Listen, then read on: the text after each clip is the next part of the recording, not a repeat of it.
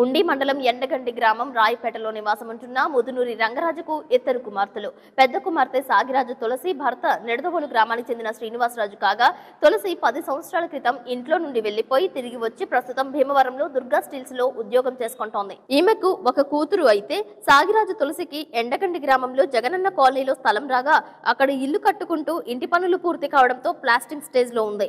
ఈమె ఆర్థిక పరిస్థితి అంతంత మాత్రమే ఉండటంతో క్షత్రియ ఫౌండేషన్ లో పేరు నమోదు చేసుకోవడంతో ఈమెకు ఆర్థిక సహాయం నిమిత్తం ఇంటి సామాన్లను ఈమె తల్లిదండ్రులు ఎండగండిలో ఉండడంతో ఆ అడ్రస్ కు పంపిస్తున్నారు. అంతకుముందు టైల్స్ డబ్బాలో వచ్చాయని, తర్వాత పెయింట్ డబ్బాలు కూడా వచ్చాయని, నిన్న కరెంటు సామాన్లు మోటార్ వస్తాయని ఆమెకు వాట్సాప్ మెసేజ్ వచ్చింది. సాయంత్రం ఆటోలో ఒక చెక్క పెట్టి రావడంతో ఆ పెట్టెలో తాళంతో పాటు ఒక లెటర్ వచ్చింది. 1,30,00,000 రూపాయలు చెల్లించకపోతే మీకు ఇబ్బందులు తప్పవని ఆ లెటర్ లో ఉన్నట్లు తెలియజేస్తున్నారు. ఆ పెట్టెను ఓపెన్ చేసి చూడగా 4 కవర్లలో పెట్టిన మృతదేహం ఉంది.